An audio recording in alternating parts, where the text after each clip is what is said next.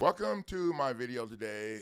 In today's video, I'm going to outline some updates that we need to discuss concerning, and so we're going to talk about that today. And anyway, let's get rolling. A couple of things we want to talk. Today's video, we're going to talk about updating eviction situation, how to stop the eviction process. Be more clear. There were two ways we were doing that, and the first way that we figured out wasn't the best way for the people that were facing being pushed off the cliff. So we have a second way, and we talk about that, but we're going to go over that. I'm still learning things that that reflects the updates that you need to do. Now, if you get in my program, updates are where you need to start, okay? The updates are where you need to start, because all of that stuff that we was doing before, corrections are the update, if you get what I'm saying. I have people contact me, hey, I didn't get the jurisdiction document in my thing, or I didn't get this document, I didn't get that document. Well, you got the documents that you're supposed to get in the package that you invested in. What happens is people watch old videos, then when they get to the package, they think the stuff in old videos should be in the package. Now, those people need to get the hell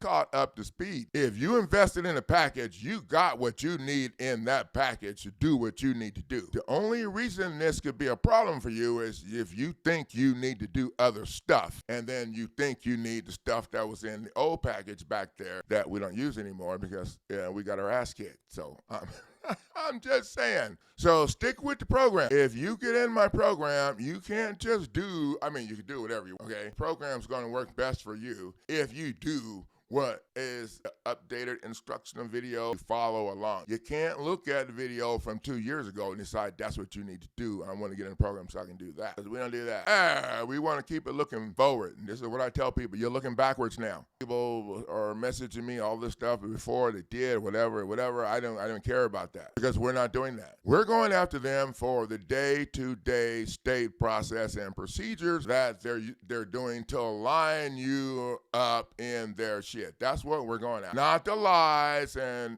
the uniqueness of your whatever, okay? None of that matters. Hell, it don't even matter if you're in foreclosure or property tax or lien. It don't matter. Okay. So what matters is, did they deliver your deed to you? No, they didn't. They didn't deliver your damn deed to you. They made a copy of it and they sent you that copy. We're going after them for the process that started at the gate when they failed to deliver your deed to you as mandated in their state law.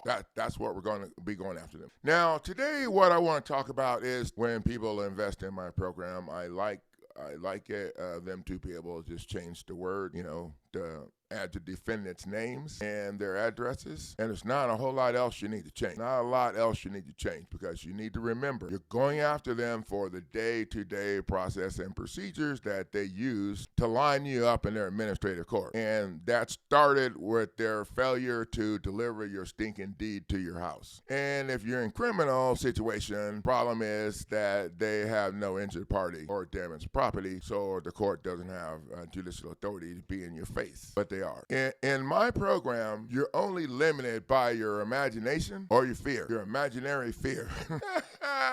Oh yeah, that sounds pretty good. Your imaginary fear, because that's what it is. You're fearful of what happened to you back there. But since we're not doing the same thing that you was doing back there, which is getting your ass. The eviction situation, if you're facing the eviction process, okay, we're learning how to stop the state court process before you get stuff filed in federal court. What we found is that the federal court would stall the process, judge having a baby, and the judge is, judge has transient, okay, never mind. So what we found is that the federal court was stalled. So we need to figure out a way to smash the state court process before we even filed in federal court. And that's what we're doing now by adding the state, the judge, and the attorney who signed to start all this mess to your either counterclaim is how this started. But you can only do the counterclaim if you have plenty of time and they're not already in the eviction process. And the reason is the counterclaim, they're the ones that are going to have to rule on. Well, they're not going to rule on it. It's going to mess them up because they can't litigate a case they're a party to. They can't represent themselves or whatever. But then they'll go into the stall mode and try to get and move the eviction process up and try to get your ass out of the property before. Yeah, so we had to change that. So if you're facing a foreclosure eviction process now, what you need to do is take that 42 U.S.C. 1983 federal law lawsuit, change the heading on the top for state, put the players in there that you need, include the people.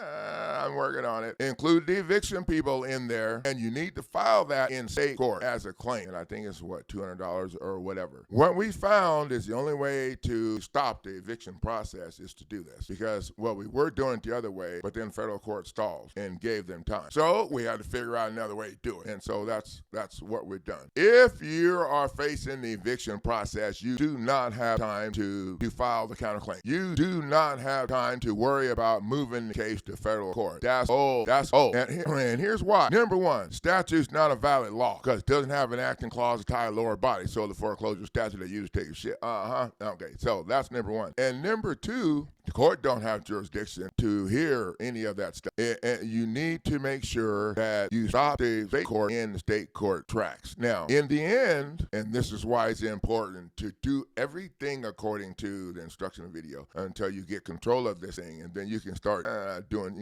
you can, but it's important that you got to do everything according to, because in the end, you will be able to use the fact that they are not able to respond to the state court beatdown. You're going to use that to force the federal judge to order them fools to come to the table with settlement hearings. Because look, here's the thing: if they can't respond to anything that you file against them in state court, then they have no standing to argue anything in federal court. And so you always want to approach this from the perspective of the court. Okay, so like, I'd be like, yeah, judge, you need to order their butts to come here in settlement hearings because they haven't responded to any of the state court beat down. They haven't responded to the state court beat down that they received. They have no standing to be in federal court answering to anything that I got on the table. And as far as the evidence, there's no evidence needed because their state process, their day-to-day process is what you're suing them for. You know, the fact that, come on, say it with me, they failed to deliver your deed, so they committed real estate defraud. That's the only damn thing that I want to talk about. If you are talking to the judge or the clerk or any of those people, that's it. Real estate defraud. Real estate defraud. You're a conspirator to real estate.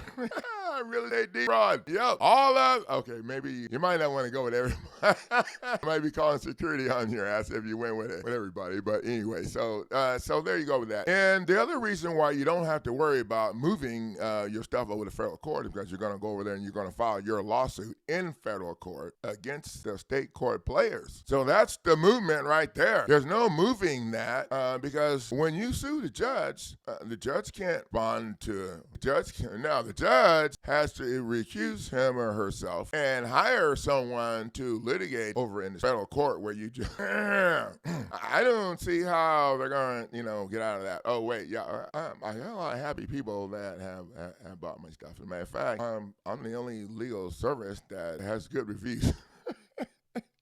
Okay, I have more than, okay, anyway, so you need to understand if you're facing an eviction process, don't worry about trying to move the case and don't, what you need to do is add the people to the lawsuit and file it in state court as a claim. So you're going to have to file 2 lawsuits to get the eviction shit stopped. And that's sad as hell, but that's the way it is. That's the way it is. People are doing that. Now, the other thing that I would do is file a less pending lien against your property after you get done with your lawsuit, because you'll need to have your lawsuit. You'll need a certified copy of your lawsuit in most states. Now, you need to look up your state and see what their requirement is. But a little bit of research that I've done on the less pending lien shows that a lot of states are different. They have different stuff just to be a pain in the ass, so they can try to make it complicated for you. But you need to have a certified copy of your lawsuit. The county deeds office, the recorder's office, wherever the hell it is to have your deed, because you want to have that claim, that less pending lien filed against your property.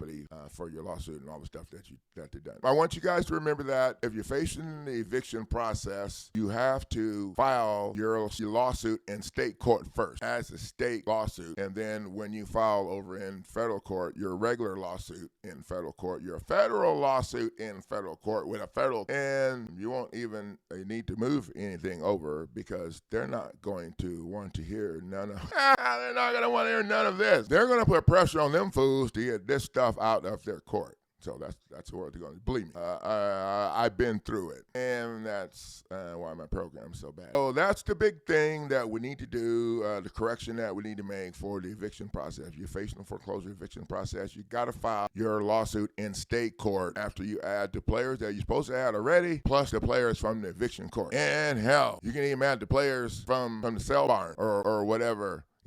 Because remember, the state court crap, you're not going to litigate on state court. So you can ask many people to that if you want, as you want to, in my opinion, because you're not going to have to answer to all those people, whatever.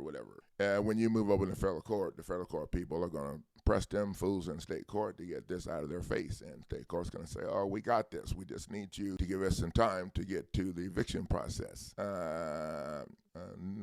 They're not going to have that time when you file a brand new case. And this is the reason why they can't send you back to state court. They can't send you back to state. The federal judge cannot dismiss your case and send you back to state court unless you're stupid. I'm just saying, no offense, because it's a federal case filed in federal court. It's not a state case that was moved. Oh, now you see why we don't worry about moving it. Because they automatically would send it back just to screw with your head.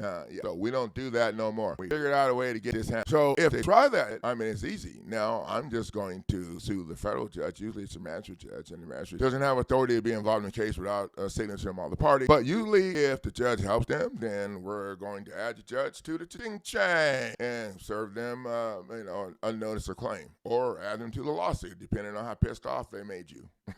I'm just saying, if you don't punch them in the face, literally, when they throw you under the bus to help their buddies, you may well just lock yourself up or throw your shit in the yard yourself. And I'm hoping this is going to clear this up, because this is a big step. I talked to someone just the other day, and they said, bless their heart, they said, yeah, we can't wait to move it. No, we're not moving it, because they sent it back. You need to crush it and then get your lawsuit filed in federal court so they can't move. Now, here's the biggest thing why they can't move, even if you have moved it over there from state court. And the reason why they can't move it is because the state court judge has damn conflict of interest. Oh, wait, I could trust the other judges? The state court judges' buddies? No. Keep it simple. State court has conflict of interest, so the only other court y'all ask to send me to is up. Not down. Y'all can send me to the Supreme Court, to the appeals court. I don't know, send me, they ain't trying to do that. They don't even want it in their court. So, and there you have it. So thank you guys for the value of sharing your time. I'll see you guys in the next video.